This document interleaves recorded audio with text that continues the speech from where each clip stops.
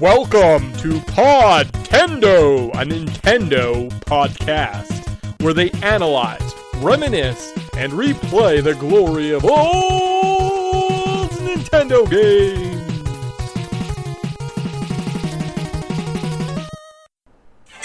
To protect the world from devastation, to unite all people within our nation, surrender now or prepare to fight. There's a whole new way to battle Pokemon, and it's wireless. Pokemon FireRed and Pokemon LeafGreen are coming September 9th, each with a free wireless adapter. You can reserve your copy today and get a free pocket trainer's guide filled with hints, tips, and tricks to help you become a master of the Pokemon universe. Only for Game Boy Advance. Rated E for everyone. Hey guys, welcome to the Podtendo podcast, where we analyze, reminisce, and replay the glory of old Nintendo games. We can be contacted on email, podtendo@gmail.com. Maybe comment on a YouTube video. That's probably a good way of getting our attention, trying to start a conversation. Although sometimes I don't respond to those things because it's just us. We're a review retrospective Let's Play pop culture show. So we're going to do kind of all four of those things today and look at a specific game. And who's going to be looking at that? It's going to be your co-host, me, Mick. And I'm joined by Tyson. Cool. Look at that. And today we are playing a game. But first I say, hey, how's it going? Good. How are you? Yeah, I can't complain. Actually feeling pretty good. Yeah, feeling pretty good for this is released in the future. Yeah, April, I'm doing all right for April. That's the month I'm living in. Perfect. Good. Evergreenness be damned. Good. Playing a fun game.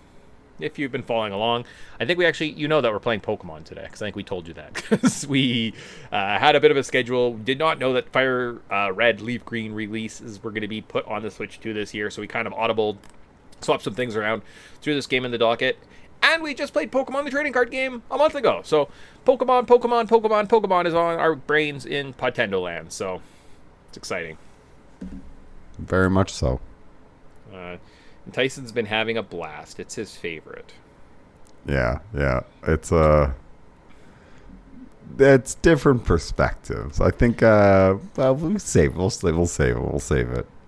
Just like, you just need to be me, who's really old. I'm an old man who likes playing old video games. It's my favorite thing. I had nothing to do last weekend, and I was like, you know what's fun? I'm just going to beat Legend of Zelda on the NES.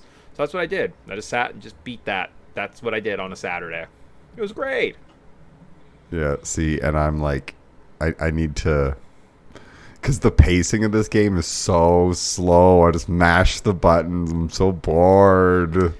It's like there's so many parts of this game where it's like, oh, well, I guess I got to clear out 12 trainers.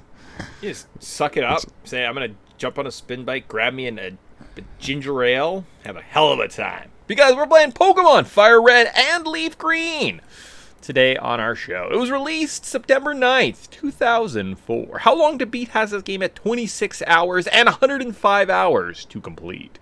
The price at release was $39.99. If you factored in inflation, that'd be $58.58 today. And if you wanted to just buy that on the Switch, I think that's actually what they still resale for. So somehow, I don't know. We're still paying for this digitals? What the hell? eBay. You can get a copy, I think a pirated cart for about $13 to an inboxed copy of this game goes for $1,160. And of course on the eShop, like I mentioned, $30 each, at least in Canada, or $20 if you live in the States. Where to play, you need an original OG cart. You can play it on the Switch now, or I guess maybe on your 3DS, because that might have been a thing, or a Game Boy Advanced, so which would be the original card. Yeah. It's pretty cool that it's at least back in circulation. I know I was kind of getting an itch to play this game a little while ago. Then when it randomly shadow dropped, oh yeah, it's also out today for some reason. Cool. I was excited. I was actually going to grab both. Was pleasantly surprised that it's now just available. It's one of those things where I'm why are these games not available on the Switch or anywhere? Sure. It makes no sense. And I will throw a little bit. I have a Switch and I have a Switch 2, so in theory I could actually trade with myself, right? I could fire up each copy of the games that I purchased on my Nintendo account. They're on both my systems, and I could do trades, right? So there's a little bit of a caveat of like, I bought both. Originally I bought FireRed, basically completed it, and then last week I had some time to kill, so after beating Zelda I may have bought LeafGreen and started a new file. So, and I learned some things in my second playthrough, so it's good times. That's kind of where I'm at. But again, I could trade. So now I can have Gengar. Yeah, and an actual Alakazam as opposed to... And a Machoke? It's good. Machamp? I just have all the team of all the trade people have like a Golem. No, wait. Yeah. It'd be a Graveler. It'd be Graveler, Machoke, Kadabra, and Haunter. Yeah, I think it's just a 4. Okay, good. Yeah, Glad I have some Pokemon knowledge still in the old noodle. Gen 1, a little into Gen 2. I'm pretty dialed in, but Gen 1, I'm like, I think I know this works. So, although at one point I had a thing where like apparently Poliwhirl, the little like tadpole guy, turns into a frog if you give it a stone or something, and I was like, no, and about that. My Poliwhirls don't turn into frogs. What did the world look like? Meanwhile, Pokemon, it came out. Cool. We'll dive more into it. Tons of sections, but we're going to start out, though, by looking back at when this game came out. We need to get ourselves into the mindset, travel back in time 22 years. You want to feel old? Just think about time, Tyson, or anyone listening. They're remaking Harry Potter, apparently, this Christmas. It's a TV series now on HBO. You know why? It's been 25 years since the original was released in theaters. Yeah. 25 years. Back in the 90s, like in like 95, guys, that was the 70s. That's how long ago that was. Hippies. That's why when the younger generation are like shocked to hear when people's birthdays are 19 something, they're like 19. The 1900s. That's so old. You're like, yep. Yeah, I grew up as a cowboy. What can I say? Yippee. Basically, but it's like I remember the steam engine. Yes. Slightly. I mean, of course you remember the steam engine. The steam engine is all that exists. We invented the steam engine. The Industrial Revolution started. We still use the steam engine. Nuclear energy is just a steam engine. It's all the same thing. I remember when they were trotting that around, showing us the newfangled thing. He's so old. He's still excited about the steam engine. I'm just bitter about it. Like, make a new thing. I want magic. Damn it. Yeah. You lied to me, Star Trek. It's like, let me just teleport places. I don't want to drive. I did watch saved me so much time. Thing yesterday about. Oh no, we have to do this way back. Okay, no tangents. We'll do tangents. We are like tangents. Okay, so we're gonna jump into our patented Wayback Machine, which is a time travel machine, and we can talk about time travel maybe afterwards. September 9th, 2004. We're going to look at the top TV shows that were released. Get back into the mindset of what people were doing 22 years ago. So we got Friends, House, The Apprentice, Lost, Battlestar Galactica, Desperate Housewives, Joey, Deadwood, and Arrested Development. Wait, Friends and Joey? Friends probably ended in 04, and then that fall would have been like... But wait, here's Joey. So Joey probably was debuting because Friends had just like ended. So top show, I guess technically. I actually remember this vividly. It's crazy that this is where this came out.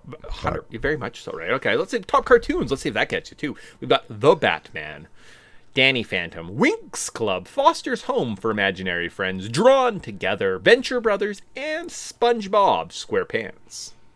Okay, a bunch of great cartoons. Yeah. Venture Brothers, if you have not watched that show, please watch that show. It's so good. I've heard that. I've never given it a chance, but a lot of people that I respect deeply say it's good, so it is kind of one of those like, I guess at some point I should probably get out there and watch. But only if it has... No, I can't think of his name. Who's the guy who has the funny voice that I like? Bobcat Goldthwait? No, that's not the one.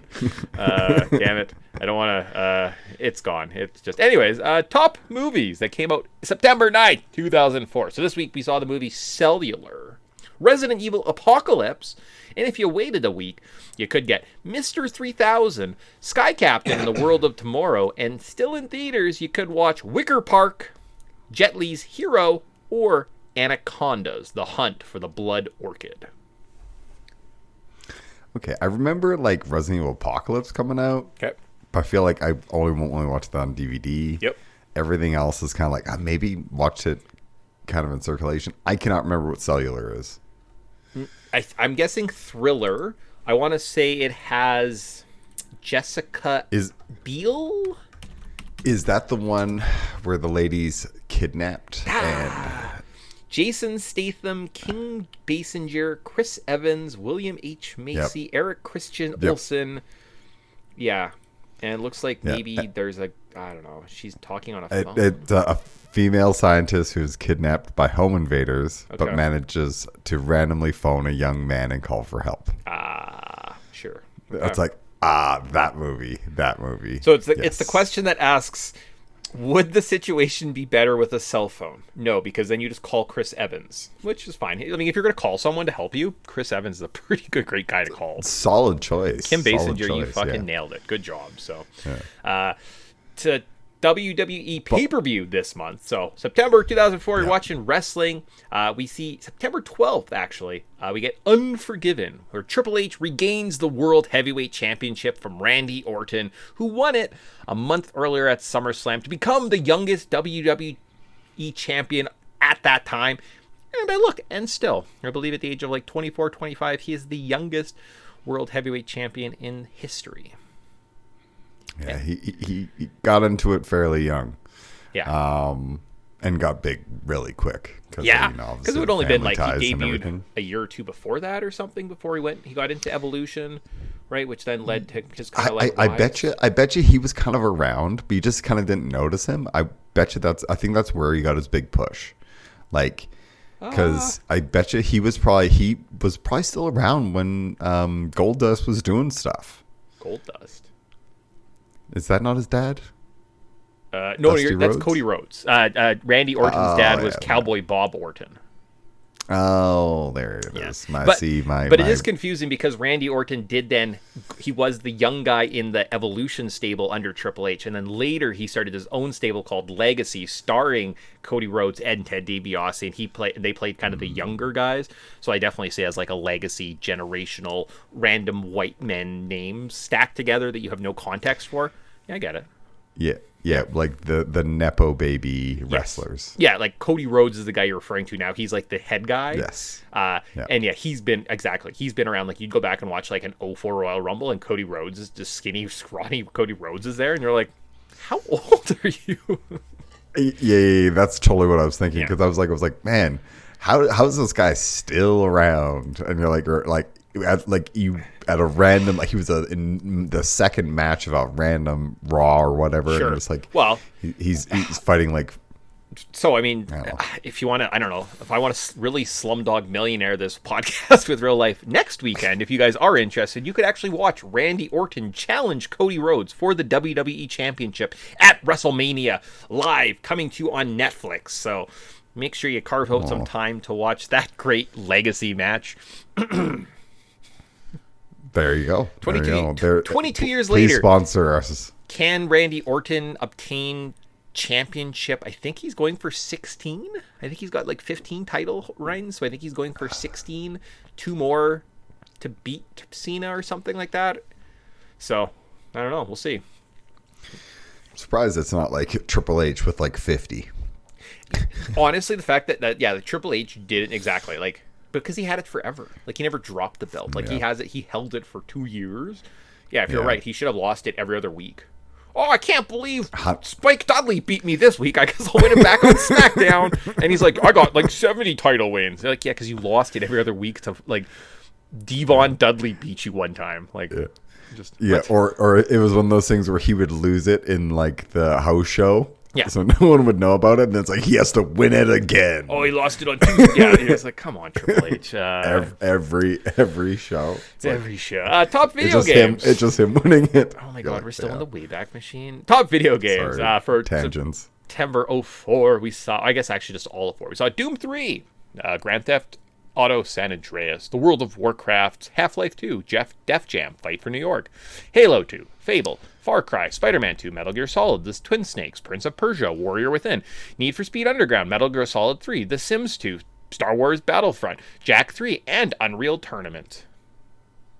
Yeah, that's what we were all doing. These things. Yeah, I think this has had all my time. I think it's the whole I played year, all these games. but it's a pretty good year.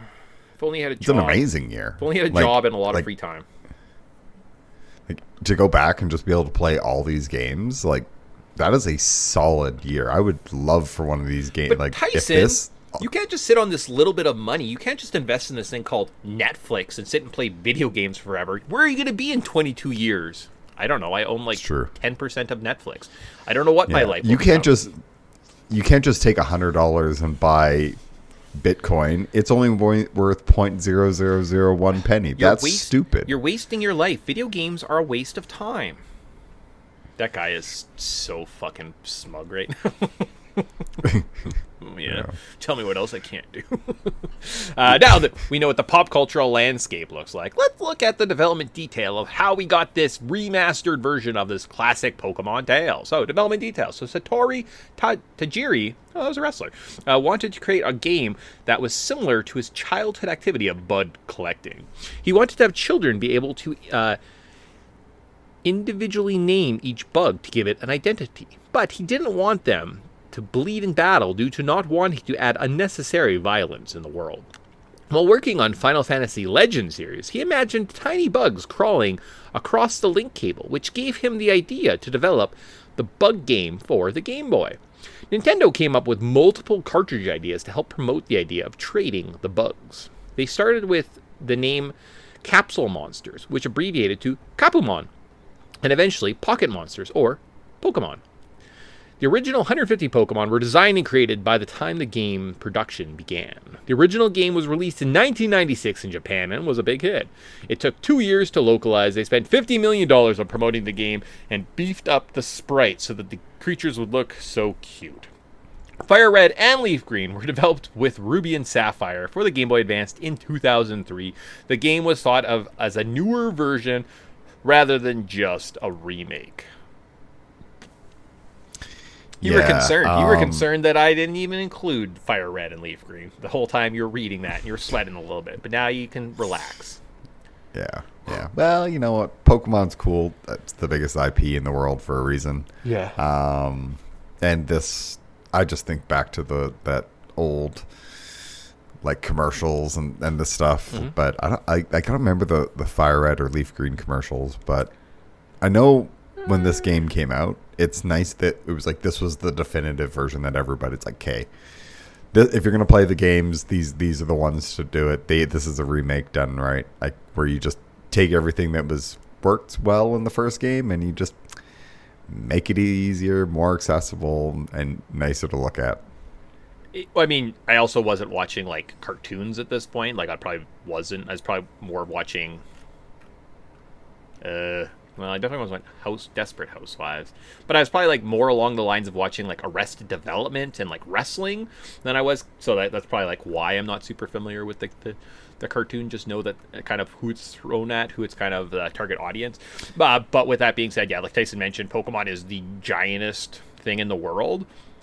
There's a reason that after Detective Pikachu came out, which was kind of a successful movie, they were like, nah, we don't need to make more Pokemon movies. Why? People know what's up. Don't worry about it. Hey, guess what? Pokemon Go, don't you worry about it. Meanwhile, like, Nintendo's sitting there and they're like, we're going to do a Smash Brothers team up, right? Yeah? Is that what you want? Smash Brothers? Because please pay attention to Mario. Don't forget about Mario. Mario's important. Please look at Mario. Look at Nintendo Lands. We'll give you Legos. We'll give you... Please don't forget about us. And Pokemon's just like, we're good. We're good. We're going to release a really terrible Legends game. and people are going to eat We it up. addicted an entire generation to a new form of gambling, and they are going to be addicted to it. And they are going to. Some of them are going to ruin their lives. Some of them are going to dedicate their entire lives to just scalping and. Oh, I see. Running kids out of an entire organization, because that's why it's big. It's not the video games that sells everything. It's the not the saturation movies. of everything else. Yeah. But it's also like merch, but also like the cards. The cards sell crazy. Yeah. It's one of those things where if you've made a product that every single one of them, every single thing that you print sells immediately. Yeah. You're just making all the money. It's crazy. 100%. I mean, makes sense. Like I go to stores now, and there's just like cute plushy. Like there's a store in our mall. I like went into it once or twice, and they just have like every plushie of every Pokemon, and I'm like, cool. I can have a Garantia. I don't even know what that is. I just made that up. Maybe. No, Guzzlord. Guzzlord is a real Pokemon. It's my favorite Pokemon. Guzzlord. Guzzlord. It sounds fake, but then you like Google him and you're like, yeah, Guzzlord actually might be literally the best Pokemon of all time. So Yeah. Okay. Yeah. He's like he looks like Guzzlord. kind of a like he's a Guzzlord. That's what he is. A dark dragon type too. You're like, okay, that's kind of badass. But his name is Yeah. just like, You're like Guzzlord. hilarious. Guzzlord. Okay, all right. The controls of Pokemon. So you can move around with the directional pad. A interacts with items, people, objects. B cancels. Start. It opens the menu. You can look at your Pokedex. You can see your team, items, quest info, and save. You can collect, buy consumable items, moves to teach your team, and items that will enhance your team. There's also, you can explore gear. You can get like escape ropes and rappels and bikes. Most Pokemon moves are just used in battle, but some, called HMs, can help you explore. You got Flash, Cut, Dig, Surf, Strength, Fly, Teleport. Technically, two of those aren't HMs, but you can use Pokeballs to capture new Pokemon and add them to your team. However, you should weaken them first. There are also some status problems that can be inflicted on your team or in your opponent's teams. They include poison, paralysis, sleep, frozen, burnt, and confusion. Wow. Yeah. Yeah, cool. That's pretty basic kind of gameplay mechanics, but I think it all works really well. It's solid. Except for when you have to use stupid Flash and walk through an awful tunnel and just fight 6 million Zubats. Oh, yeah, I mean, unless there's a way of cheesing that. I can tell you all about how I cheesed that. Cool. So with that being said, we kind of did our legwork. First memories of Pokemon. I know we were kind of OGs. We talked about this back in the day. A while ago, it was like show 52 or something, right? We're now in like the 160s, so been a hot second since we talked about this entry of Pokemon. But these are our notes from our first one, so let's see how they go. So I remember my two friends would talk about it nonstop. Oh yeah, grade 6. Hey guys, Pokemon, and I was like, I don't like Pokemon. Pokemon's stupid. I also just didn't have Pokemon. I didn't really want to get into it. Started looking at it. I was like, look, this Pikachu. We saw the anime once on a road trip. We were like visiting our dad. And then I really needed it. Ash caught it, Caterpie, and I was like, man, I could really get into this world. If only I had a Game Boy and bought this game. My parents just didn't want to spend like $300 on me that day. I don't know why. But I did at some point borrow a Game Boy from a friend, a copy of his Blue, because, I don't know, apparently had multiples. Play it for a little bit. We did get Blue and Red for Christmas in 1998, and a strategy guide with 2 new Game Boy Pockets. I think I completed the original game, so like original Blue, 100%ed it. Then for Christmas 99, we got Pokemon Yellow. Wow, seemed like kind of like the less good version, but still fine. And played through it with Pokemon Game Boy, Pokemon Stadium every summer. It's kind of comfort food to me, and it's still a comfort food. I do remember seeing this game. I never owned a physical copy of, back in the day at least, of FireRed, LeafGreen. But I did play it on an emulator once, and did kind of enjoy the creature comfort upgrades that this experience provides you. So, yeah. And then I've played it quite a bit in the last few weeks, so we can talk about all then. What are your first memories of, I guess, the original gen of Pokemon? Maybe even this entry? Remember the anime or the cartoon or whatever being out, watching it, enjoying it.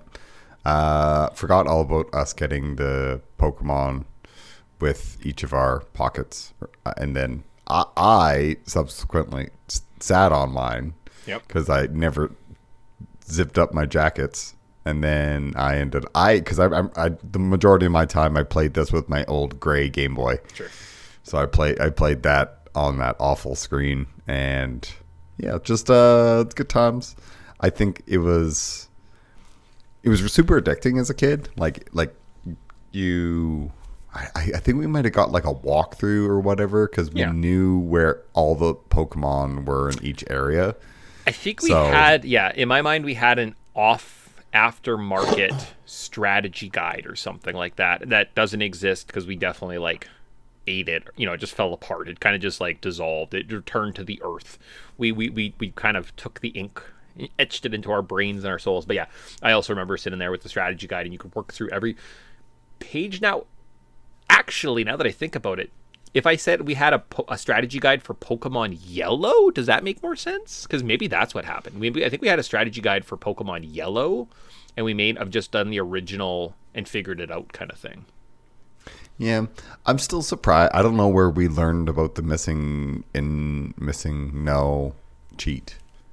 And friends, I have no idea. Playground, Because I remember I learned about that, and that became what my first game was all about. Where I maxed out I put all my characters like 100 or whatever. And then you would go, I went to the game corner and I grabbed all the like the proteins, the irons, the calciums. So what I would do is I would trade kids on school for like favors. I'm like, oh, give me your Pokemon. I'll max it out. So I'll give it max. Sure. Because a lot of kids didn't want to use that cheat. Yeah. But I'm like, but if you trade it to me, like I'll just trade it back to you. I'll max it out and I'll trade it back to you. That way you don't have a glitched game. Okay. I have the glitched game. Interesting. So I remember like doing that. So kids would trade me their Pokemons, and I would like max out their Pokemon. Then I would give them all the protein, all the calciums, all the irons, everything, and to give it back to them. And I used to trade favorite, like so I used to do that for like Pokemon cards back in the day. I was on the. So I was like I remember doing that specifically. That was a good chunk of my life as a kid. In a war economy, the profiteers will come out on top. So there you go. So Tyson as the war profiteer on the playground. I think that lots of the thing like I'm going to reiterate our first memories, my first thoughts. I do believe that the walkthrough came through for Pokemon Yellow, right? Because I remember there was a lot of changes. Yeah. I remember kind of seeing the outlines. Like in my mind, I remember seeing this is what Jesse and James' team looks like, and if you beat Gary here, you can change which Eevee evolution his team has versus the original. I think I just kind of dummied through, right? Like, it's kind of Pokemon. You could do that in the first gen. It was pretty simple. There wasn't that many mechanics. It wasn't as well thought out as feature entries, right? So there was just, like, more powerful Pokemon. And if you had them on your team, you kind of just won. So I think we had the strategy guide after the fact. Yeah. For definitely the yellow. Yeah, I know we definitely had the yellow Prima one, like the official yellow one. That's we what definitely I'm had that. And I don't know if we had it for the original, but we also, lots of these things were discovered via secondhand internet. So I'd have friends that would have internet, had computers at home, and they would be like, oh, hey, this is Chansey has a 5% drop rate at this part of the Safari Zone. All right, thanks. That's all I need. Run back and forth looking for my little Chansey, right? And it was just, that was kind of it. So it was funny, like, I think, starting out, secondhand internet is how I had a lot of these things. Like, people on the playground be like, no, you have to select this, talk to the old man, then fly to Cinnabar, and don't fight anything. Oh, okay, sure. Man, I don't know. Like, this, thank goodness for the internet. Someone's uploaded the Prima Pokemon Red strategy guide. Okay. Sure. And it like, this outlet, like, the yellow one looks like this, it looks exactly like this, where it's like, yeah. So I remember having the one of these kicking around, but like, we shared all the, like, we shared like, oh, where'd you get that Pokemon? And like, oh, I was fishing in this area or whatever, or I was in the Safari Zone, and like a lot of stuff we just kind of like, you discovered through just playing, and that was like the beauty of this game, where it was just so nice to just have that it would hit that right time, or just like for us. So the original was perfect. And then when this game came out, we were just a little too old for it. Like, I was playing Halo 2, you're doing other things. So exactly. Yeah. It's hard to go back to. And definitely at that point, like, just being a teenage boy, getting back and being like, I'm going to sit and play Pokemon. Now, once in a while, like, I I think remember in grade 12 there was like the weird guy sat like, I got a Pokemon Blue, I'm gonna play with my Game Boy during my spare. Cool, good for you. Like, there's a chance I might see boobs today, so I'm gonna go do that. You enjoy your Pokemon. I will get back to the Pokemon later after I do the boob thing. Probably how my life worked, to be honest. To be honest, it's one of those things. I'm like, just it's fine. It's what it is. Came to me later. I do. Speaking of things that are just unnecessarily, we haven't talked about like buying stuff for a while or bragged about how much stuff we have. So here's our Podtendo's look at our stuff corner. It's one of my favorite segments of our podcast. I built up a Game Boy Advanced library at some point. So I have a copy of Pokemon FireRed, LeafGreen, Ruby, Sapphire, and Emerald. Apparently all the red cart is a pirated cart. So if you look at them, the sticker is clearly pirated. It's different from the other two, but all the rest are legit. I randomly priced them out on eBay. $250, $300, $400 for an Emerald copy. I posted it on my local Kijiji. Kijiji's kind of dead. Facebook Marketplace is more popular. The 2 weeks I had the ads online, I had something like at least every other, like 2 out of 3 days, somebody was messaging me, hey, I'm interested in this game. Hey, would you sell this? Would you be interested in trading this? A guy offered me something like $800 for my Game Boy and all my Pokemon games. And like you price it out online. So it's 5 games and a Game Boy. $800 isn't terrible value. People, like, there's an active interest of market in these old games. It is very fascinating. I'm going to keep them because I like only, I want them. But it's good to know that at least there's like some weird value. And yeah, I apparently have physical copies of this gen of games. So I'm really excited that I invested the $30. I think that's what it was. There was an eBay seller I found at one point that was buy a Game Boy Advance game, I'll give you one for free. So for $30 I'd get like 2 Pokemon games sent to me. Seems like it was a pretty good investment on my part. Yeah. I remember Shoppers Drug Mart when they used to have games. Mm-hmm. Every so often they had some discounted games, and you actually find some like discounted Pokemon Ours still games. Does. What did they have them for like $10, and they'll have like Xbox and like PS and like Switch games and stuff. So there was a time it was $10. I bought like seven PS5 games, and I spent $70 at my Shoppers. Now it was like NHL 23, NHL 22, but then they have like what's that game? It's like there's a moon. It's like a shooty game. You know, PS5, PlayStation. There's a sequel. You're like a space or something, and there's a new planet that shows up. What's that game called? It's not like Oblivion, something like that. It's like a generic name. It's forgettable. The Outer Worlds? No, that's not it. It's like, hold on. Can I see it?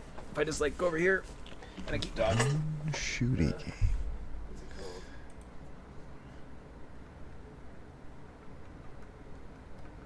No, is it like a comedy? Weird.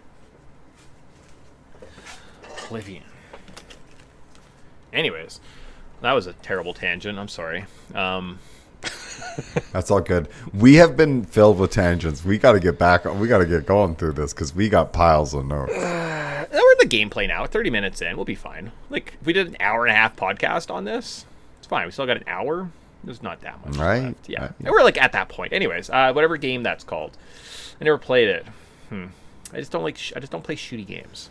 Anyways, yeah, Shoppers. That's fair. Cool. Story of Pokemon. So in this world where monsters exist, who better than a 10-year-old boy to become their master? All right, so the level notes. You start out, and there are 3 parts to this game. You explore dungeons, there's dungeons, and then there's gems. We start out at home. We leave our house, and we're asked to choose one of 3 Pokemon. So Bulbasaur, Charizard, well, technically Charmander, and Squirtle. Yeah, from here you can battle your rival, retrieve a Pokedex, travel through our first dungeon, Viridian Forest, to Pewter Town, where we can find our first gym leader, Brock. So, starting out, who'd you pick? Charmander, obviously. Yeah. Who'd you pick? Yeah, started with Charmander, have my Charizard on my LeafGreen on my second playthrough. I went with Squirtle.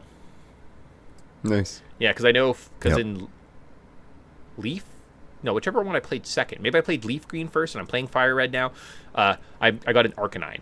So I was like, Arcanine's a pretty good fire type. So then if I get a Squirtle, that kind of balances that out. Perfect.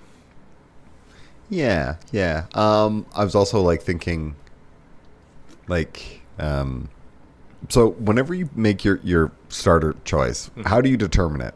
For me, I look at like what's the fire Pokemon I have availability to, what kind of water Pokemon I got availability to, what kind of grass, and which one has the least, or like who I kind of want to fill that slot. Sometimes just takes it, and usually it's just like because fire is kind of weak, or you don't get a fire until super late in the game. It's like, guess I'm going fire. Well, and I will look like early on too in some new Pokemon games, and like what are the first couple gym leaders?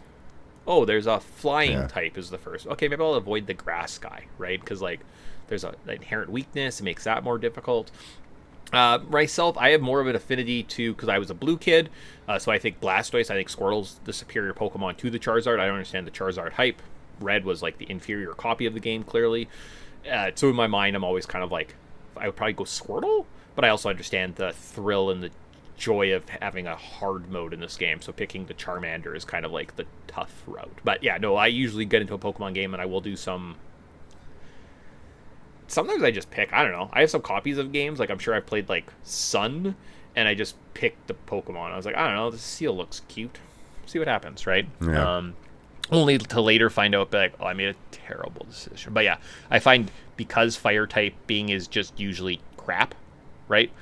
What other fire Pokemon are? We have a Slugma. Okay, fire Pokemon. Like maybe investing in a fire Pokemon or a Ponyta and Growlithe. Yeah, that's it. Okay. Arcanine is actually a pretty formidable foe. Perfect. Cool. Right. But yeah. So it's kind of just those decisions. But yeah, that's kind of so. And I kind of wanted to try a different team. So my first playthrough, and it didn't go so well. Didn't go so well at all. So my second one, a bit better. Okay, so move through the forest. Yeah, pretty basic, pretty standard stuff. Nothing super. Oh, did you grab any Pokemon that stand out to you? I grabbed a Pikachu and a Nidoran.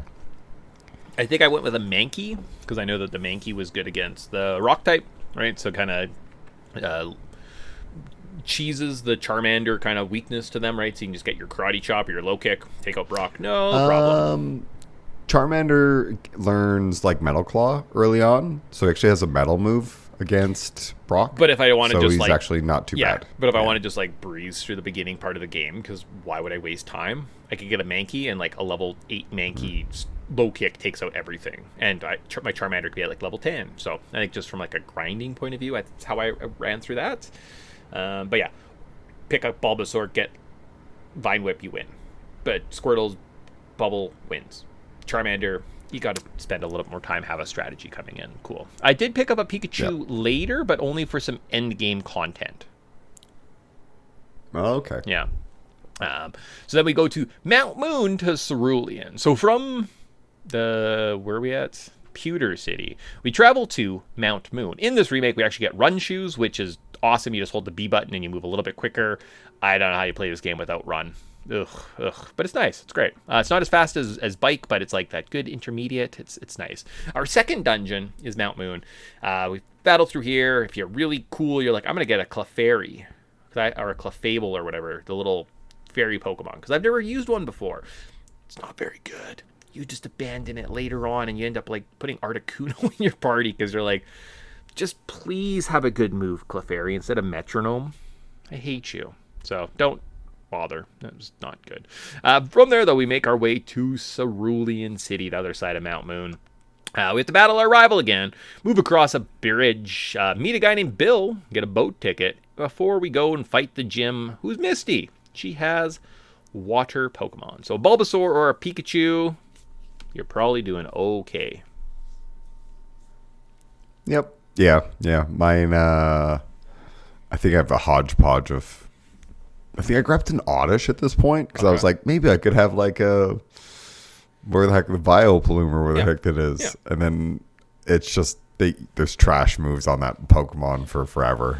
It's like, it's enough to get you through a Misty, but soon I swapped it out for anything else. I think in this game, Squirtle gets Bite at a certain level, right? Or like your Wartortle or whatever at level 16.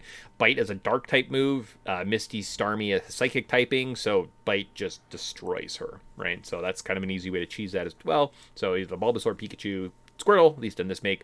Our rival isn't anything fancy. I don't think any of the trainers kind of north do anything. However, there is a important two things in this area. Okay, what are the You can important grab things? you can grab an Abra, Okay. and you can also use the nugget glitch Yes. if you're so inclined. I was going to say that. I would suggest probably doing that after grinding cash later in the game. It's like, Yeah. why didn't I just do the nugget trick? Lit- Just spend the time just getting unlimited cash, and then you can just have fun so much easier. Well, especially because in this game, the moves Ice Beam, Thunderbolt, Shadow Ball, and Flamethrower are all locked in the game corner for 4,000, which means they're each 80,000 Poké Dollars. Yep. So yes, if you just grinded out a bunch of nuggets to get access to those 4 moves, which are very beneficial and help your team, and like literally that can make or break your experience. Those 4 moves can like, oh, I could have a Clefairy that has Shadow Ball because now she has a special, you know what I mean? Like she has a special niche, and she has kind of, I can throw up in psychic types, and she has this powerful punch, and she's this big physical wall. Great. But without those things, like there's just not enough money. Right? Oh, I accidentally evolved my Growlithe into Arcanine, even though he's got this really good abilities and like his stats look pretty good. But he doesn't learn any moves, so I have to spend all this money to get Flamethrower just so we can have a fire type move that's useful. That sucks, right? Nugget glitch is definitely important. And Abra is important because then you could go trade for a Mr. Mime. Mr. Mime is a pretty cool guy. Or he's terrifying. Your choice. I like Mr. Mime. Misty, yeah. I don't trust him. That's fair. I don't know. I've watched Detective Pikachu. I know that they can be very Oh, yes, shady. unhinged. Yeah. Oh, yeah. You can Yeah. be a little Yeah. shady. So growing big at sea. This was like obviously back in the day when I used to write cute little like headings. Going big. So now, after beating Misty, we can travel down to Viridian City. We can board the dungeon of the SS and get cut. Travel through the dungeon of Diglett Cave. Get Flash and face off against the next gym, Lieutenant Surge. And if you struggle with him, just go get a Diglett from the cave and you take him down, no problem. Oh, that's literally what I do every time now I play this Yeah. game. I just walk over to Diglett Cave, go catch like a Dugtrio or a Diglett or whatever, and just like literally walk there, wipe the entire gym, which has the worst. I hate the garbage cans. Yes. They suck. It's stupid. I hate it. Yes. It's just a waste of time. Oh, it's just right. Like find the first one and the other one's to the left, and you're like, I hate this. It's stupid. Or it's next to it. They don't say it's to the left. Yeah. Dumb. Yeah. So dumb. Yeah. Cool. Wasting my time. Waste of time. Yeah, I don't know what they were thinking. I mean, it was a bad puzzle, I guess, in the original game, right? So it just was a carryover, obviously, in the remake. It's kind of one of those things where, like, I don't know. I think you're just wasting my time. So, it's like I was like, is this a puzzle? It's just randomness a puzzle. There's no logic to it. It's just random. Okay, cool. Nothing great. What did I learn? This one. So this is actually part of the game where you can kind of start sequence breaking a little bit. You can cheese it. So my second playthrough of the game, I had a bit better of an idea of how I wanted to build my team, had done a bit more research, knew which kind of Pokemon I wanted to target. So I started with just a Squirtle. Just had a Squirtle, and I like powered through the first half of the game. Just Squirtle, he's overpowered. Go, go, go, go, go. You get to this point. If you board the SS and, right, you can go fight Gary, get cut. That's kind of the things. And then you can, in theory, could just die. Your Pokemon dies, you get kicked off the ship. In the original games, you could always go back and like battle all the trainers afterwards or collect the items, right? So there are a couple items that are like worthwhile maybe finding. If in the remake you do that, you die and you leave, when you go back, assuming you've hit like the cut as like the sequence, the ship will just leave. So I was like, oh, I did not know that was a thing. I thought it was only like get to like board and then once you left it kind of like left kind of thing. So something different in the remake. As well, if for some reason you're like, what does Lieutenant Surge get me? Oh, you can use Flash. But I'm like, couldn't I just use like a map and count steps and like get through Rock Tunnel without it? Yeah. Oh, so I actually don't need to go there at all. Yeah. So you could actually just get through Rock Tunnel, cheese your way around through Cerulean, get some tea, unlock the gates, and then you can kind of go anywhere. And that also gives you access to like other Pokemon, like a Growlithe that's available there. Or you can get an Eevee, and you can evolve your Pokemon with some stones. So, and then you can come back and use all the trainer's experience that you've skipped to train your Growlithe and your Eevee. That's fair. Yeah. That's fair. I mean, I just hate that stupid tunnel. It's not fun. It's boring. Well, Really drags the game. Oh, also do you use repels when you play Pokemon? Yep. Yeah, repels are definitely like super. As a kid, I thought they were useless. Why wouldn't I want to catch Pokemon? What the heck? Now I'm like, oh, I see. Time is precious to me. 250 free steps. Yup. Like, I'll even put them on. I put them on. I buy them all the time. Yeah, I put them in the Safari Zone when I'm trying to get like Surf. I'm like, I don't waste my time. I'm just here for one reason. You know what it is? It's just to get this HM. Leave me alone. The other thing about Lieutenant Surge, just before we move on, you do get the TM for Dig right after you kind of beat the Rocket in Cerulean City, so you could throw that on your Charmander if you wanted, right? Or your Charmander, Charmeleon, whatever you have at that point. Also give you a pretty good attack against Lieutenant Surge. Right. Yeah. Cool. So now, Fair enough. from there, we've traveled through Diglett, we got Flash, we traded for our Mr. Mime. Great. We've Flash in hand. We can now go back to Rock Tunnel. It's a challenging tunnel, but it's not impossible. I always find that it's just hard enough and long enough to tax out my team. On the other side, we find ourselves in Lavender Town, and if we head west, we get to Celadon City, and we could fight the gym here. That's one way of doing it. We'll run right there. The gym leader is... No, let's talk about that. So, Rock Tunnel. Worst part of the game? Yes. Yeah. And if you do it without the run shoes and repels, this would be painfully boring. And the worst is it's not even like there's a cool Pokemon. If an area kind of sucks, but there's cool Pokemon, I forgive it. Sure. This is Zubats. Yeah. Awful. Or Onix, which is kind of just a terrible Pokemon. Like, why would you want Onix? Yeah, you're right. If there was something a bit more rare to find, you'd be like, well, if I run through here, there is a chance that I could get blank. Maybe a Kangaskhan. There's a 1% chance you find Kangaskhan in the wild here. Okay. Yeah. Or something. Exactly. Something. Yeah. No, I agree. That is kind of what has to be one of the illusions. I do think that this is kind of like the first third of the game, right? Kind of the introduction section is to Rock Tunnel. Once you get to their side, it kind of breaks the game. But I did it as quickly as possible, and then I'm a glutton for punishment, and I really wanted my Arcanine to have more experience. So I went and I battled everybody again. Woo! I went through it twice. Well, to be honest, that's the best way to get cash or experience is just to battle the trainers. That's the thing. And then I'm looking at my stupid Arcanine. I'm like, you only have Ember, and you learn extreme speed at 47. Damn it. I guess I should have kept you to 46 to learn Flamethrower. Yeah. And I was like, I feel like I'm just missing out on so much. Okay, I'll just pay the money. I'll go fight trainers and get the cash back. Yeah, stupid.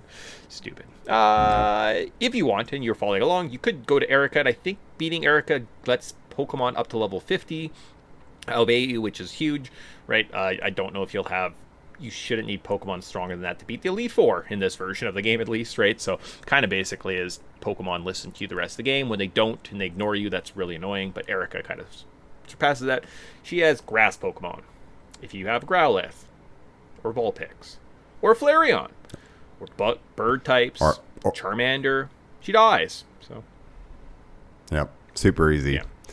One of the easier boss dungeons. And you can even get, in this game, Aerial Ace before you get into Rock Tunnel, so there's a chance that Aerial Ace, a flying type move, would give you a powerful move against all the... So depending what you have, you still might be able to put up a good fight against her, right? So, yeah, or just you can just try to use neutral stuff, and just overpower her that way. That's the other thing. It's you can kind of, yes, there is the strengths and weaknesses. There's also neutrals. It's that's why normal types are not necessarily a bad Pokemon to carry on your team. And after this, we get our no, we don't get the Poke Flute yet. No. So from there, we have to go to the Rocket Game Corner. We open up the underground passage. We kind of go fight through that, fight Giovanni, get the Silph, go to the Pokemon Tower, fight our rival, fight a Marowak, get a Pokeflute, collect Fly, battle 1 or 2 Snorlaxes, battle down some bikers or a fishing route, and this will lead you to Fuchsia City, the next gym, and the Safari Zone. Yep. Did you grab any Pokemon from the game corner? I did not know. Why would I want? I don't want a Scyther. Also, I have to buy Flamethrower for my fire Pokemon that I nerfed. And I always grab it to Dratini. okay, that's a good idea. Sure, yeah. Yeah. So my team, I think right now is a Nidoking. And then I think I got so Nidoking, Dratini. This would, I think, have my Raichu at this point. Yep. I got my Charizard, maybe? Yep. Maybe it's a Charizard. And Kadabra, and I just grabbed the last piece of my team, which is my Ghastly. Okay. So Cool. I think that's my team right now. Okay. And then I tried to mix it up and throw a couple other Pokemon in there, but this kind of seems to be the core that sticks through the majority of this. Yeah. I like to rotate my Pokemon. I'm not one of those people who can just play as one Pokemon and just finish the game. I'm like, no, I need a team of 8 of these Pokemon that's fair. that I just can swap out for some reason. That's fair. Yeah, I'm at least I like a 4 to 5 kind of team. You have one spot where I'm like, that's where my bird goes if I don't have a fly or something like that, right? I think my first time through, I was going to use a Primeape, which I kind of just abandoned because I was like, why am I using you? Yeah. It just was like too weak and I needed other stuff, right? I had a Clefairy, which was just but Mr. Mime, I think he ended up being usually on my final team until I got like a Mewtwo, and then I was like, well, Mewtwo, you're just like 30 levels better than my Mr. Mime, so I'll just use you, I guess, right? And my Charizard, right? My second playthrough, though, however, I am rocking Jolteon, what's his name? Arcanine, Blastoise, and then I think I have 3 Meowths with pickup. So as you're walking around in this game specifically, especially through grass areas, there's a chance that they just like find items. So I think I have randomly, I just get like extra rare candies and like PP ups from my 3 Meowths that join me. I just got a Jinx kind of after this area and a Snorlax. So I think that's gonna be my team. Jinx, Snorlax, Blastoise, Arcanine, and Jolteon. Gotcha. Yeah. I think that sounds pretty good. Feel pretty good about that. So I don't have any issues. And Jinx is a beast with Psychic and Ice Punch. Psychic Ice, big physical tank. Ooh. Psychic Ice, pretty solid combo. Yeah. Jinx, super underrated. It's one of those Pokemon where like, yeah, this actually has like such good overlap with so many things. Like, can Jinx just solo this entire game by herself? Probably. Pretty close, right? Like you think, you get into the Elite Four and some of the problems that like some of the later end Pokemon, like she could just sweep Agatha and Lance. She just done. Yeah, like those two are done, and then Bruno. you're looking at and Bruno, he's done. It's like so can the rest and then of you just need to outspeed what's his face? Lorelei, I think, could probably be taken down with like a combination of some flamethrowers on her ice Pokemon and my fast Jolteon. And then I'm just looking at my rival, and I should probably be okay. Well, I'm also just thinking like also being ice or psychic. It's like having psychic ability to use psychic. It's like if you just have a neutral thing, it's like it does so much damage. Yeah. Like sometimes it's one of those things where like at any point, like if it's strong enough, it just everything becomes a hammer, and you're like psychic's just kind of the hammer to fix all. It's like, oh, you don't have good overlap or good like strengths against this Pokemon. Just smash it with psychic and see what happens. Oh, hey, it died. It's super overpowered in this gen. Yeah, go for it. So yeah, you can get Poliwhirl just north of Viridian City while you're fishing with the Super Rod, which you get after fighting one of the Snorlaxes. So both this part of the game, you could go to your way and go get a Jinx, and that's kind of what I did. And I've just been training her, and she's very, very powerful going into Fuchsia City. So I haven't finished my second adventure, but I can tell you about my first adventure going forward from this point. So when we're in Fuchsia City, we could go to the gym. Koga, he is a poison type leader. If you have fire or psychic type, he's not that hard, but most of the guys use Hypnos. And I'm like, but you're psychic. Why do you have psychic Pokemon in the poison gym? Yes. Yes. That's why I was very confused. I was like, perfect. It's a poison gym. What was I going to use? I think it was either my Nido. Or your Haunter. You're like, man, it's a poison ghost type, but you don't even affect me. And then he throws out like a Hypno, and you're like, Psychic Wave. You're done. Fuck. Yeah. I think I just when in doubt, I have my Dragonair at this type and my Nido King that are just like, just smash it with neutrals. Just like get in there and just punch them. It's fine. Okay. I'll just use these big, like, because they're both kind of like physical attackers. Yeah. It's kind of nice to just have these physical attackers that can just learn everything and just be a jack of all trades. They're my red mages where I don't have a solution. Like, I just do this and it works. Yeah, go do some cleanup. May not be efficient, but it works. That works. Yeah. But again, not too bad. And from here, though, we can then are tasked at going to the Safari Zone. You can find Surf. You can find Strength. Cool. Awesome. You could, like, honestly, maybe Dratini is maybe the most powerful Pokemon in the Safari Zone. Tyson just buys one, which is really smart. I never thought of that. That's a very good move. Could I have a? It's like $4,000. Yeah. Like, it's not at that point. Like, if you just do a little bit of gambling, or even if you just run around, because like in the game's corner, like if you just mash the A button, you will just like randomly find. I think it's like 700 or 1,000 coins. So you really just need like 3,000 more. If you got like one, or if you did the Nuggets trick, you just go buy a bunch of stuff. Yeah. It's so much easier. Yeah. Because you could have a Dratini with Thunderbolt, Ice Wave, and I think honestly, Fire, like, and Flamethrower right just now. thinking about that, like you talking about that, if I didn't have to do Rock Tunnel again, I just did it twice in this playthrough, I might go and cheese the Rocket or the Nugget glitch so I could buy everything. But I think I'm just going to suffer. I'll figure out a different way of making money. The Meowths are pretty good. Meowths not bad. You walk around, you get a bunch of like rare candies. They sell for like $10,000 each. You're like, perfect, awesome, great. Once you get to 50, you unlock the amulet coin, and then it like doubles all the cash from every trainer. Wait. So what I did was, where do you get that? from one of Professor you Oak's need to catch that many aids. Pokemon. Damn. You got to catch 50. Yeah, so once your Pokedex at 30, it's the item finder. 40, it's XP share. 50, it's the amulet coin. So I rush to 50, get that amulet coin, and then that's always in my front line. And then whoever I'm just like XP sharing, there's my XP share. But like, I just put that on my main person and do it for gym battles specifically, because they're like, I think Giovanni like, oh, you defeated me, here's 10 grand, and you're like, sick, thanks dog. Well, even like going through the Elite Four, I was doing that in my other file to get money, just to like get restores and stuff, and just build up my stockpile and go like hunt some legendaries and stuff, right? So I was just like grinding through the Elite Four to get cash.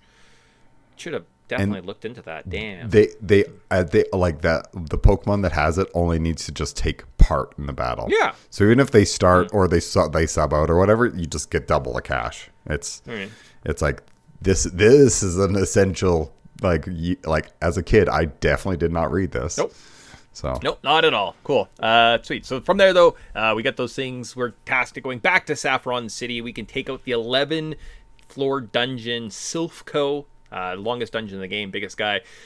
You can cheese it, go find the card key, look at the answer, go fight your rival, beat Giovanni, get the Master Ball. Yay! Stop Team Rocket. Or you could fight every single guy through this, because why not? Sometimes you need cash. From there, though, we can now get to... Literally. So, boss battles. There's 2 gyms. So there's a fighting gym. So you go there, you fight a bunch of guys. If you have a psychic Pokemon, they're done. And then you get to pick either Hitmonchan or Hitmonlee. Pretty neat. And the other boss here, the other gym is the psychic leader, Sabrina. She has psychic Pokemon. They're pretty strong. So. Yep. And I think like Twin Needle or something is the only bug type move. So the 20 powered Twin Needle is really the only weakness to the psychic types in this game. So hopefully you guys have some strong special attackers or something that's fast, and you can just kind of hit her with a bunch of crap and kill her. Yes, I believe I burned that sucker alive with my overpowered Charizard and Flamethrower. Yeah, it sounds about right. From there, though, we could... What did I... Yeah, same thing. I probably had Flamethrower and just, like, die. Burn. We get wet. So now we can explore the ocean. That's kind of the last areas. There's a dungeon of Seafoam Island. It's got Articuno, legendary bird, hidden there. You can explore the power plant. Go find Zapdos, a legendary electric bird. You can explore the hot Pokemon mansion on Cinnabar Island, get a key which gives you access to the gym leader Blaine. He's a fire type leader. You can either fight all those guys or answer riddles. I just fight the trainers because I like the experience and have free time, apparently. Yeah, I was also grinding for cash Yeah. because I was like, I need more ice beams. Yeah. Seafoam Island, it's not too bad. Playing through it seemed kind of shorter, faster. I got to Articuno. My first playthrough, I ended up I was like, man, my team kind of sucks, and I wasted a lot of time training my Clefairy. I don't have a lot of money. So, all right, Zapdos, Articuno, pew pew. I choose you. And I know there is like definitely a theory of Pokemon that you shouldn't use legendaries, and legendaries cheat the game. But I kind of like to play Pokemon as if I'm the chosen one. The reason that I have a better team is because I'm better than everyone else. I don't know. I'm the Digidestined of this game, right? And I think owning the legendary birds is kind of like your destiny, right? Getting the chance to have the Mewtwo, getting the birds, getting the post-game legends. It's kind of like part of the game. So your team having some legendary Pokemon, I kind of always feels like goes with the story, the legend that I build for myself, right? I am this legendary Wonderkin trainer. So here you go. You get to see my Mewtwo while I'm at the Elite Four. That's kind of my special thing. So I did throw that out there because also I was like, I don't know if I can beat this game based on this shitty team that I made. So I needed a little bit of help. Yeah. That's fair. That's fair. When in doubt, grab yourself a legendary to slap it on the team. Seems to be a good fix. I also had a Starmie, I think, in my first playthrough, which is like a water psychic. Again, psychic's just overpowered. You give it surf. Does a pretty good job, right? So yeah. That kind of cleans up those areas. Really, we've done everything we can in the main game up to this point. If we've hit those kind of check marks that I mentioned, other than basically go back to Viridian City, so just north of where we started, all the way back there. We go to the 8th gym, and it turns out that Giovanni, the Rocket Leader, he's a ground type specialist, and he's the 8th gym leader here in Kanto. So we take him out. Do you have a water type? Yeah, he's probably dead then. Yeah. Yeah. Or did you teach randomly a Nidoking Surf? He's dead. You're also probably fine. He's probably okay. Nothing super spectacular there. I know we fight our rival on our way to the Elite Four. So with 8 badges in hand, we fight our rival. We make through some dumb challenges through Victory Road. We don't find Miltros here, which is odd. Which was always here in the other games, right? They have moved him. So you're like, wonder where my Firebird is. That's fine. We'll go fight the Elite Four, and then we'll figure that out later. So, the Legendary Four, as we kind of mentioned, if you're unaware, there's 4 of them. Lorelei, she uses Ice, Water, Pokemon. Use Fire or Lightning. Perfect. Bruno, he uses Fighting and Rock Pokemon. Psychic, Water, Grass. Okay, perfect, done. Agatha, she uses Ghost Pokemon. Use Psychic, Water, Ground Pokemon. Okay, done. And Lance, he uses Dragon Pokemon. Use Ice Pokemon. Dun-dun-dun. Done. Yep. Then, depending on your starter, you get the rival. Yeah. Usually it's... Oh. I like how, like, a lot... I like the team that he kind of assembles. Yep. But I swear, every time... Like, Flying's just trash. Flying's not a good... No. Yeah. Like, type. So, like, you're essentially, it's like he's always fighting, like, with this, like, hampered team, because it's like, well, your Pidgeot is useless. Here's a Thunderbolt, it's dead. Okay, on to the next thing. Yeah, so. Then he has his kind of core Pokemon of either Executor, that's his grass type. He has a Gyarados, which is a water type, and then he has an Arcanine, which is a fire type. And then basically substitute in whichever starter he has, right? So if it's a Venusaur, then obviously get rid of the Executor. That's kind of most of his team. His other Pokemon then are an Alakazam, which hits quite hard, and a Rhydon, which is actually a quite powerful, strong ground type. But again, do you have water? Yeah, you do. I know you have Surf. Yeah. He dies. Oh, okay. Yeah. Cool. Yeah. Same thing with the Arcanine. It's like, as long as you one-shot that thing and it doesn't be like, I think I should do like a flame takedown or where the heck it is. And it just like tanks half your health because it's a physical fire attack. And you're like, fuck it, this thing is a physical just beast. It's incredible. Yeah. Or you can just use Dig and ignore it. That's it. So that's kind of the Elite Four, essentially. Not too bad the first time through, right? It's kind of one of those things. For myself, when we played this originally, I had a Raichu at level 53, an Aerodactyl at 41, a Magmar at 43, a Marowak at 45, a Mr. Mime at 47, and a 54 level Blastoise, and I beat the game. Nice. Yeah. Nice. Yeah. Yeah. Mine's like, I think, so it'd be Raichu, the Kadabra. Yeah. It would be my Haunter. It would be my Charizard, Nidoking, Charizard, and my Dragonite. Okay. Because I think because I know it like evolves so late in the game at 55. Mm-hmm. I think it's like level 60 or whatever. Okay. It's like ridiculous. I save all my rare candies for my stupid Dratinis just so I don't have to grind those final levels because it takes forever.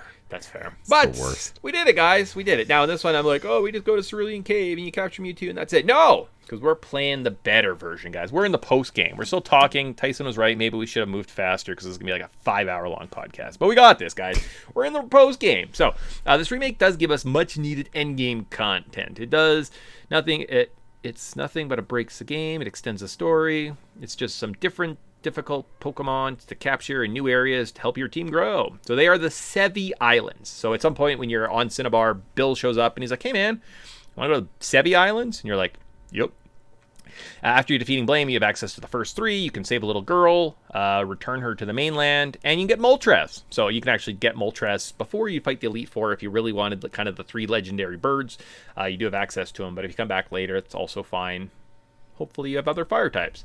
After being a junior Elite Four master, so that means you just win one time, and assuming you have 60 Pokemon, Professor Oak will upgrade your Pokedex and give you the National Dex and access to the remaining islands. So the 7 islands are, Island 1 is south of Mount Ember, just a town. You go up, there's a couple trainers, you get Moltres. Hooray. Number 2 is where you encounter 2 Rocket Grunts and learn the first 2 passwords. All right. Island 3 is where the little girl is found the first time arriving on the islands. Okay. Cool. Did you play through any of this? Yeah, I accepted going there right after beating Blaine. Okay. I played those first 3 islands. Okay, cool. So coming back afterwards, if you beat the Elite Four and you return and you have access to them, you will get, you need the HM Waterfall. You can find Lorelei in a cave. She fights some rocket poachers. Level Island 5 is where the Rocket Warehouse is located, so you come here last. And inside you fight some grunts, 2 admins, and a scientist. You collect a ruby and a sapphire, and you give it to Bill, or his friend at least, Cilio. And now you can trade with Gen 3. Ooh, fancy. Yeah, so it's kind of one of those things, as you get here, you start finding just later Pokemon, right? It's just a way of introducing current Pokemon into this gen, and they had to make it late in the game so that it wouldn't affect anything. Cool, awesome. Island 6 gives you a water path, which leads to an empty cave. I believe it was for some events. So back in the day, you used to have like special events. You could go to like Toys R Us, and they could give you a Pokemon or something, right? You could log into. Doesn't really exist now. If you go north, you get to a Heracross forest. So if you like Heracross, you can get him here. You get to see some ancient ruins. There is an empty cave here for event Pokemon or card events. The forest has some new bug Pokemon. The ruins has some strong Pokemon also. As well, there are some ruins that you need to use cut on. So I believe in the south, there's a door if you cut. It's like Braille messaging. Basically, just use cut. And then you follow a pattern up, left, right, down, and you'll find the ruby. But a man steals it from you. So that ruby we collect later. It obviously goes to the Rock Warehouse. We have to get it later. But this is how you initiate that. And then finally, Island 7 is where the Trainer Tower is. So you can complete challenges to unlock items. And after the Sevi Islands are complete, you can return to the Elite Four and face a new challenge. So all the Elite Four have an upgraded team. They include new Pokemon. The challenge is much greater and does require you to rethink matchup types. Once this is complete, you can now gain access to the Rainbow Pass, which gives you access to the Birth Island, where you can catch a Deoxys, and Naval Rock, where you can catch a Ho-Oh and a Lugia, which are both at level 70. And now you can gain access to the Cerulean Cave and attempt to catch Mewtwo. And Oh, and there are roaming Pokemon, so now the 3 legendary dogs from Gold and Silver are in this game, and you have a chance to get the Susines, the Ekines, or whatever they're called. So all those Pokemon are now available in the end game, so which basically tells you that FireRed and LeafGreen is jam-packed with fun Pokemon that kind of is a nice retrospective collective catch-all for the first 3 generations of Pokemon. Yeah, it's kind of the, hey, here's a bunch of legendaries, have fun, kind of wrap up game. If you like, because your team was terrible and you need a team of Mewtwo, Lugia, Ho-Oh, Zapdos just to beat the Elite Four the second time with your like Starmie and your Charizard. Oh boy, that's what I did. So, and you're like your level 86 Metapod for some reason. Oh my gosh. Anyways, any of those things that were cool? Could you imagine?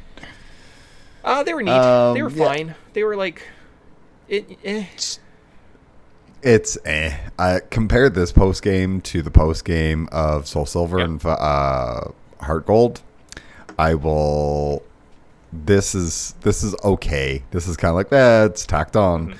Whereas the other one, it's like, yeah, no. The other one is way better. Like if the post game was like, okay, well now you can go to, was it Johto?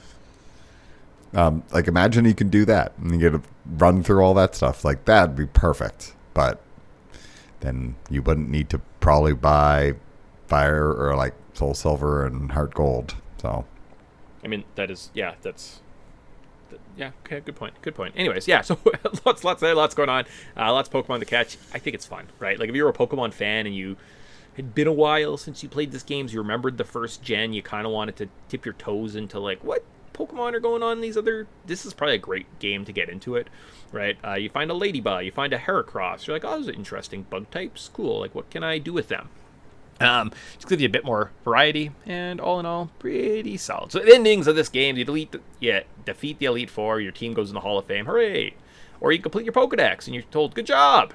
Here's a certificate. Dun-dun-dun. Wow. Yeah. Wow. Aren't you special? Wow. Current thoughts. I think this game still holds up as a traditional RPG sense. The variety in team building is awesome. You can make it easy or as hard as you want. There are some limitations, which is fixed, obviously, kind of in this one. If you've never played Pokemon, start here since it helps introduce you to the world and isn't super difficult. The fact there is no losing kind of seems weird unless you intentionally destroy yourself, release all your Pokemon and save. I can see the argument that this makes Pokemon a kid's RPG, but there is lots of depth. The competitive world adds just so much more to this. Collecting shinies is a fun thing you want to do if you're obsessive and you just want to like reset your game again and again and again. But current thoughts, good. Yeah. Yourself. I mean, I think it's good. Lots of content. It's definitely like a slower paced game. Mm-hmm. So a lot of my quarrels with like the pacing is just because like I was needing to get through this faster than I wanted to, but you can't really like speed some things along. Like I wish that there was sometimes I wish there was like a 2 times speed just so I could like get through the monotonous like sure. This attack and then this attack. You can kind of clean it up with like don't show me animations, yep. Just read it. Text just speed, like fast speed. No animations. I just need to know a boop. Okay, I don't need to watch the fire go. Yes, elite move, turn off battle animations. Yeah. So little things like that, just like, but for the, like, if this was it's clearly a great game. Mm-hmm. It's one of the best. I think there's a lot of good content. This is the best version of it. It's nice that it's super approachable and anyone can pick it up and play it nowadays. So I just wish that. I'm hoping for more of these, and knowing them, they probably will. Knowing that this probably made them millions of dollars for an emulator they uploaded of like a 5 meg file to their store, and we're like, wow, those 5 megs generated like $35 million or $50 million. I know. I see that. I'm like, yes, I will play Heart Gold and Soul Silver when you release it on it, and you release the Ruby and Sapphire. I'll also buy it. No, maybe not. Because they have, like, the remakes, like the Omega ones on the 3DS. Like, that's probably the one I'd go for that. Anyways, but yeah, or Soul Silver and Heart Gold. I'd also play those. So, yeah, probably one of those things I'd hate to just given to the capitalist shills of companies. But sometimes when you release Pokemon, I just give you money for no reason because I'm stupid. And I'm stupid. What would I change about this fun experience? Any change I have made, would be completed in Fire. So this is from like the original experience. Yeah. No, like, I don't know if I would change anything. I think this might be like one of the definitive Pokemon experiences, and I'm really, really satisfied with just the result that Game Freak and Nintendo gave us when the FireRed LeafGreen. And I just think it's a very, very great encapsulation of kind of what made Pokemon wonderful.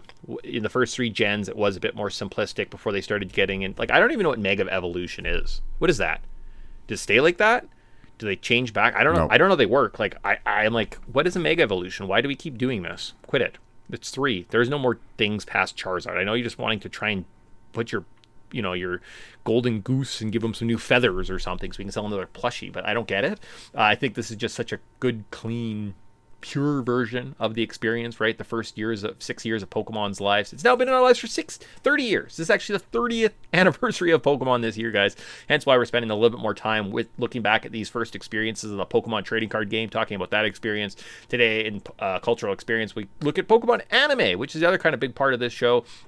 So, going back to this experience, that's fine. Have you ever thought of or looked at, and this is again a lot to throw at you now, but like, Hey You Pikachu edition of, or like Let's Go Eevee, Let's Go Pikachu edition of like Fire Red Leaf Green, which is kind of just the same experience of this game, but with Pokemon Go logic.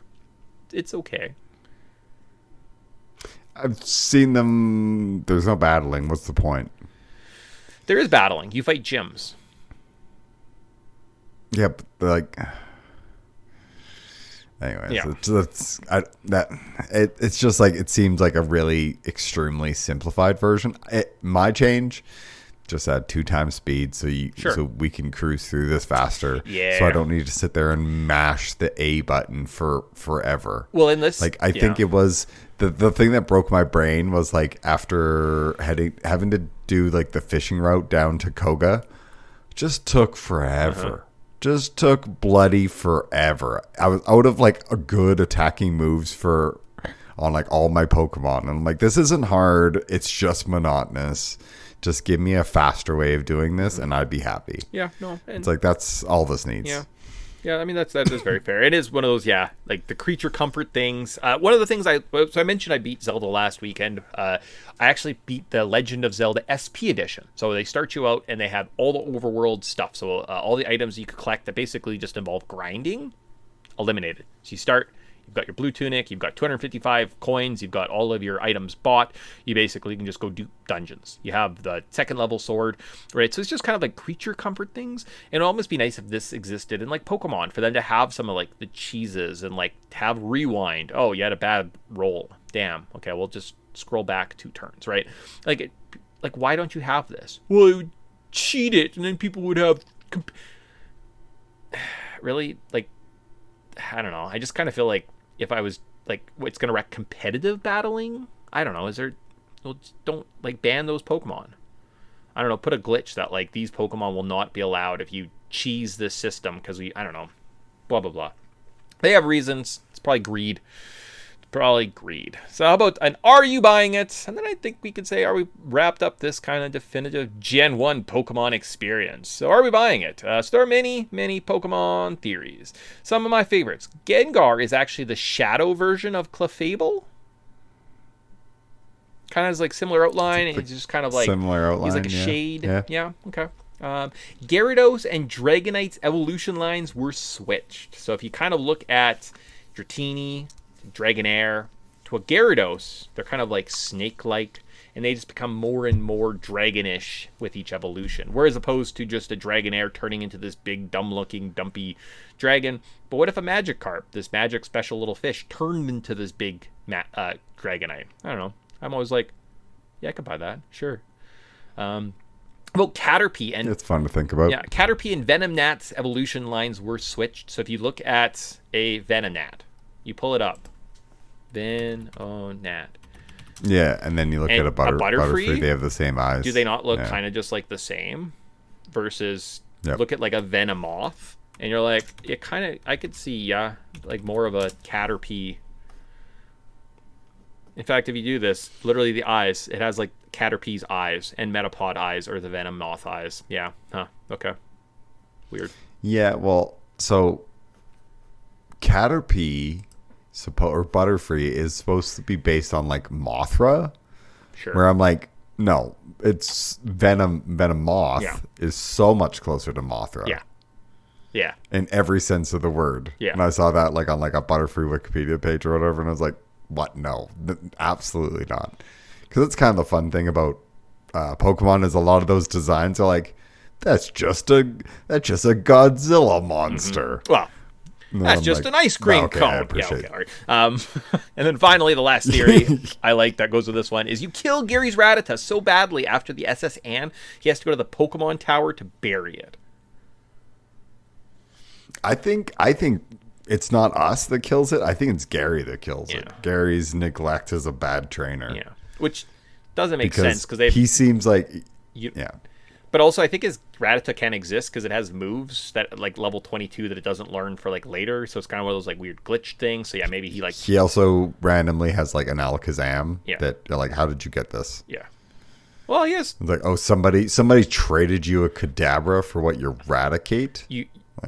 How'd you get this? Well, I was friends with Koga because like he understood my dedication to being a Pokemon. Fuck off. How come I couldn't do that? How come I can't just go back? Hey, can you trade with me quick? Or at the same time, you're like he just has like Pokemon. I swear he had like a Pokemon that like we had the same Pokemon and his was evolved and mine wasn't at the same age. It's like I think it was like his Pidgeot and I had a Pidgeotto at the same age and his was a Pidgeot and mine's a Pidgeotto, and it's like, okay, you can literally just break the game and have your like level 30 Pidgeot as opposed to what it should regular. I forget what it was. Yeah, so the one thing I mentioned earlier, which I think is wrong, is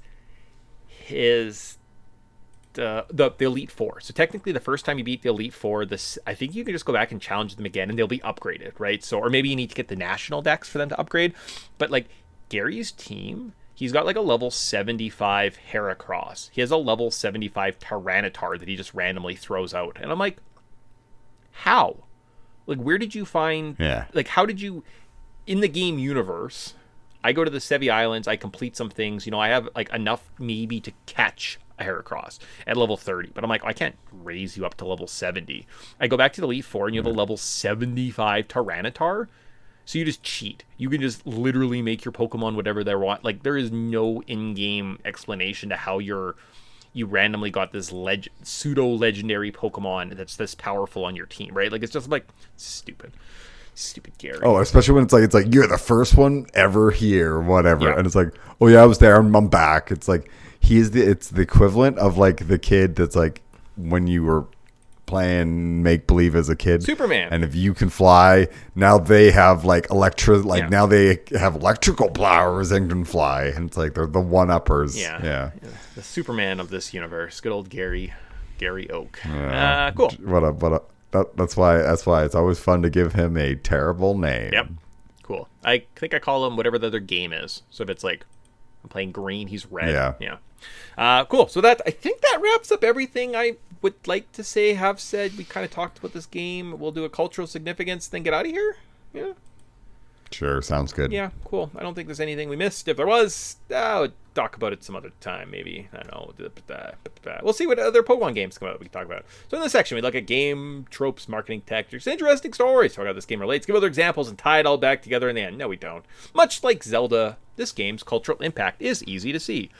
Last time we looked at fads. So we did like Pogs. So today we're gonna double team of fun and explore two different cultural significance. We're gonna look at video game accessories and the top 10 Pokemon anime episodes. Heyo. Nice. Cool. Should be a fun exercise. Considering you've probably seen most of them, because after 2001 or even actually 99, not a lot of top 10s happen. I'm like, yeah, it sounds about right. I imagine later Pokemon sucks. So video game accessories. So we've got a couple different categories here. We've got the classics like your rhythm and music games. So anything from a Guitar Hero to a DDR, DJ Hero, or Donkey Konga. Okay. Yeah. right? And this is just different. So a video game, you can't just play with a controller, you can't just sit at a computer, you need something else going on, right? We also have fitness and activity games, right? So we have Ring Fit Adventures, Wii Fit, Just Dance. It gets you up off the couch, makes you do some cool yoga poses, tells you you're too fat. Great. It judges you. You are obese. Oh, I mean, I am, so I don't know why I'm confused. Toys to life games, a different category here. We got things like Skylanders, to the Disney Infinities, to the Starlink battles, to Amiibos. These weird, random, niche games that existed in our lives briefly that now would cost you thousands of dollars to play. Yeah, definitely kind of hit right at that perfect time where cheap plastic was still available and cheap. Infinity fake cards? I don't know. What am I looking for? Pirated cards? I wonder if you can get like a bunch of like NFT or whatever they're called, like NFT cards that would represent how to make NFT. Oh yeah, somebody's probably hacked it. It's probably like identify just a code. Yeah, I think there might be a way, or potentially you could buy a product, right? So I know for Breath of the Wild, Tears of the Kingdom, right? Amiibos. If you bought Amiibos, you could scan them into the game and get other items. Well, at one point I went and I bought a whole pack of NFT cards. So every day I could just scan in my 30 cards and I would get like a bunch of consumables, a bunch of new weapons. You have like rare chance at like getting new armors and stuff like that. And that cheesed the game. So I do wonder if like these toy to life games, if like you had Skylanders, could you do that? Could you like cheese in some like dragons and stuff to play with your friends nowadays? Maybe, right? How about VR and simulation games, right? So anything from Beat Saber, Steel Battalion, anything you have to put like a stupid helmet on your head to play a video game, because like my millennial brain really needs a lot of overstimulation. I couldn't possibly play a video game unless I was standing in it. Without it, how would I know I'm being immersed? If I'm not even standing on this mini golf course, how could I mini golf? Like, how? I couldn't just sit and play Tiger Woods on my couch. What? Yeah, okay. It's just barbaric. Damn bastards. Historic and unique experiences. So ones like Dick Duck Hunt, right? Mario Paint, Bokeh, The Sun in Your Hand, which is a Game Boy Advance game, which required sunlight sensor on your cartridge. So I don't know exactly if it was a puzzle game or you could only play in direct sunlight, but Bokeh, Sun in Your Hand. You had to sit in the sun with your Game Boy Advance, or it might not have worked. That sounds awful. Yeah, good job, Nintendo. How about Typing of the Dead? You like House of the Dead? What if you learned how to type just like maybe Beacon always wanted you to? You know what? That's honestly one of the best ways of playing House of the Dead. And then finally, I never really owned an NES, so I don't have tons of affinity for it, right? My nostalgia jumps a little bit more to the Super Nintendo. But Rob, he was a little robot guy. You could play a game, he'd pick up a little disc. Rob, he's cute. Yeah. Everybody loves Rob. And not as unaffordable like as you thought. I looked it up and it was like $250 you could have a working Rob. And I'm like, doesn't sound egregious, right? Yeah. Yeah. Sounds okay. Cool. And then games with optional but recommended accessories. So we have Smash Brothers Ultimate, right? The GameCube controller adapter. We had Mario Kart, the Wii Wheel. Stupid. Well, I can't play it. Got to get the Wii wheels. How else would I drive? What? Ugh. What is the steam engine? You guys, it's just the same thing. The nuclear is just this. Kirby Allies. It uses HD rumble for specific gameplay elements. Ooh. Fancy. Yeah. And why is Pokemon on this list? Because you have to purchase 2 copies of the game. So you got to have 2 Game Boys or 2 systems and maybe a charge cable just to frickin' get a good Pokemon. Unless you're Gary. Yeah. And you cheat. Yeah. So I was like, that is unique. Technically, to play Pokemon, you need a friend, another game. That is a very unique series of accessories you need. And I thought I'd list some other ones. So there you go. That's fair. I'm kind of glad the video game accessory craze is dead. Because when I worked at a game store, I hated all the random crap that you just had to have around there. And you never sold it. Nope. That plastic just sat around rotting on the shelf. until eventually it just got discontinued and you got told put it in a box and send it back so they could destroy it. Yeah. Or they told us like, go take the or they didn't even want it back. They just like, you get an email one day saying, collect all these things, go take them to the trash bin, throw them in the garbage. And you're like, nice. Glad we're doing so many. We're keeping this world going by throwing all this plastic in a landfill. Really? That's the company you want to work in, and you keep investing all this money in GameStop stocks for some reason? Yeah. It's 2018. This will be a good idea soon. Don't you worry. There's gonna be like a Monday. I'm gonna make a lot of money. Okay. Yeah, that one day. That one day. I made a lot of money that one day. Okay, thank you, Reddit, for doing what you do best and causing chaos. But with that, all we have left is let's look at kind of put a bow on these 2 months of Pokemon that we had this year for a 30th anniversary. In between this cool 5-part Twilight Princess retrospective that we're putting together as well. So much fun stuff. Let's tie the final bow and look at the missing piece. We looked at the cards. We've looked at the games. We talked about the movies. We talked about the songs. That's right. I know you love Abracadabra, Alakazam by Ricky Martin on the soundtrack. I'm still on your playlist today. It's a good song, so I don't blame you, but I know it's there. Let's finally look at the top 10 Pokemon episodes from IMDb. Go from there. I could have made us make a list, but I was like, the first 10. I don't know. I don't. Yeah, let's go with this. I don't have rankings, but in some fashion, someone ranked it this way. So number 10, we have Nidorina, Takashi Rose's Colored Days, which might be like the Japanese title, because sometimes I'm like, I don't think that's what it's called. So a girl develops a crush on Brock, and he's like, oh man, she's so horny, kind of creeping me out. How do you deal with this? Psh, girls, right? Yeah. You mean the rapey character had a taste of his own medicine? Huh, cool. Yeah, okay. The person who didn't have boundaries. Yeah. Got his boundaries pushed. The problematic I character can see why from the 90s. Everyone just laughed about it. He's like, look at him, look at boobs. Yeah. Number 9, Decisive Battle. Gurren's Gym. So definitely the Japanese titles I must have written down. For 1998, Ash rematches Blaine's Magmar with his Charizard. Yep. This is the peak. Like, man, he should never get rid of this. Yeah. Charizard. Yeah. It's too powerful. It was a long weekend before school one year.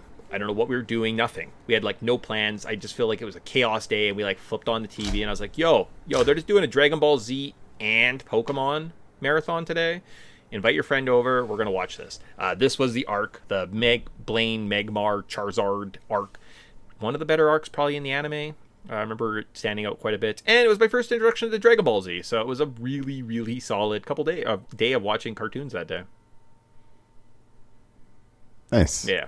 About number 8, The Mystery of the Disappearing Pokemon from 1998. So in Madarian City, Pokemon turn against their owners, and Pikachu leaves Ash. Will he come back? I kind of remember this episode. Yeah, kind of, sort of. Okay. How about Casey, Psychic Confrontation? 1997. So the gang makes it to Saffron City and challenges the gym leader, Sabrina. Again, end of a good arc, right? Ash going to Lavender Town, meeting Haunter, the ghost Pokemon, dying, getting surprised. Yeah, like I was like, him dying isn't on here. I think maybe you would probably think that, like, I guess just because it's like the end arc, it's, you know what I mean? Like, it's the third one. It's they get the little doll or whatever attacks them, and they have the Sabrina thing, and then they go get the ghost Pokemon. They come back, so I guess the confrontation, the conclusion they say is kind of the best. But I think that whole little arc, right, should be in there. Number 6 is Lizardon, I Choose You from 1999. So Charizard gets frozen by an ice beam. I don't remember this one. Yeah, I don't. I was like, the 99s and the 2001s. I'm like, nope, 98 to 97. I'm like, oh, I'm dialed in on those ones. But number 5, Bye Bye Butterfree. So in 1997, Butterfree takes off because it's like breeding season. Ash is sad. And then you cry. Yeah, this is a sad one. I like legitimately, remember getting up early, going out for a pancake breakfast with grandma and grandpa, coming home and watching this and like crying while they were leaving. And they're probably like, "It's okay, you teen boy, you don't need to cry because your grandparents are leaving." I was like, "No, Butterfree left." So funny. Yeah. Oh, number 4, Naruth's AIUEO from 1998. So they go to Hollywood to see the premiere of the new movie Pokemon in Love, and then Meowth reminisces about his past experiences in the city in a parody of Boogie Nights.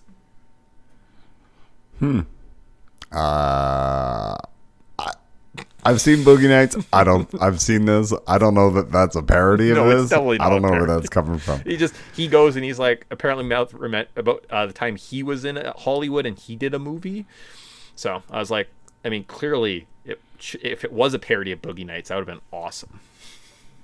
It really would have. But there was no John C. Reilly in the Meowth movie. That's sad. All right.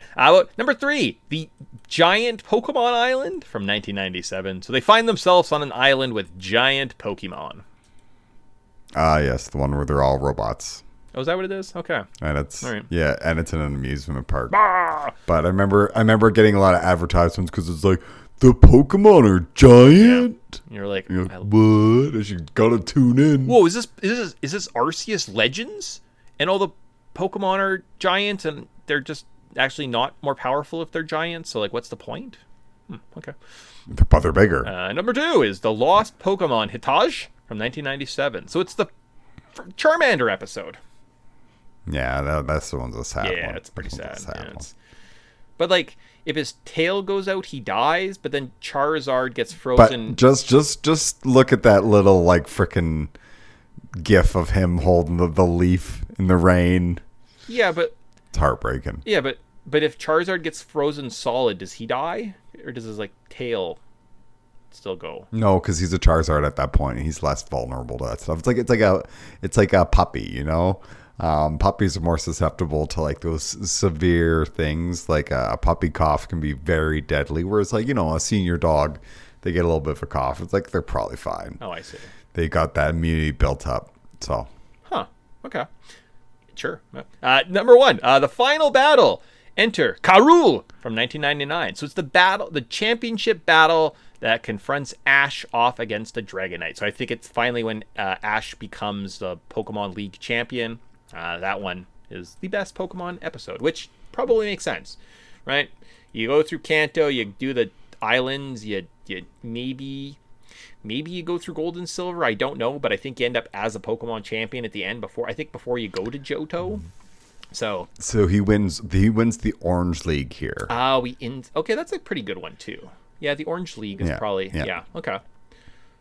This is when we were like every time like, yeah, but Ash never wins anything. Like, untrue, he actually won the Orange League. And then I think at some point he does become league champion, and like other than that, he kind of is just terrible all the time. So yeah. Not known for his winning. No, he is definitely not that guy. So, but with that, who is winning is you, because now our podcast on Pokemon is over. It was a little bit longer. It was all right. It was good. There we go. Full Pokemon treatment. Yeah. Covered a lot of ground today. Talked about a good game. Hopefully inspired a couple people to maybe pick it up if you haven't played it, or if you haven't played in a while, grab it. And remember, when you're on your Nintendo Switch, $30, but put in the promo code Podtendo Pokemon 40 so that they know we sent you. Yeah, it doesn't do anything. No, it doesn't work, and it's gonna say that there's an error message. That's correct. But if you send the report when you get the error message, Nintendo will see that, and they'll see Podtendo, and then they'll look and they'll see that we talk about the games, and we don't give them money, so then they'll sue us. Yeah, and then they'll take our podcast down. Yeah. And they'll ask for reparations, which we're not prepared to pay. No, but I'm in a blood feud already with Canada Post and an old lady that walks her dog in the park. So Nintendo, I want you next on my list. I'm coming for you. Well, that's the only way of doing it. That's the best people to pick a fight with is billion-dollar companies. Yeah, and government agencies that control the flow of information. and my ability to communicate with others. Yeah. That's one way of doing it. Oh, and also Tellus. I'm going to go back to playing my shoot. Oh, yeah. Tellus and Canada Post, no, I don't like. Get into arguments with those with those entities. So many arguments. Oh, what? Damn it. Anyways, we should probably wrap this up. Volume 142. I just want to do one thing. Give myself Nintendo Power Volume 142. What year did you come out? March? Okay, never mind. We're good. We're good. Never mind. Cool. Yeah, so I think that's everything. I think we wrapped it up. That was a longer show. Say bye. We'll see you guys talk about Zelda in like 2 weeks. And yeah, go from there. See you, everybody. Bye.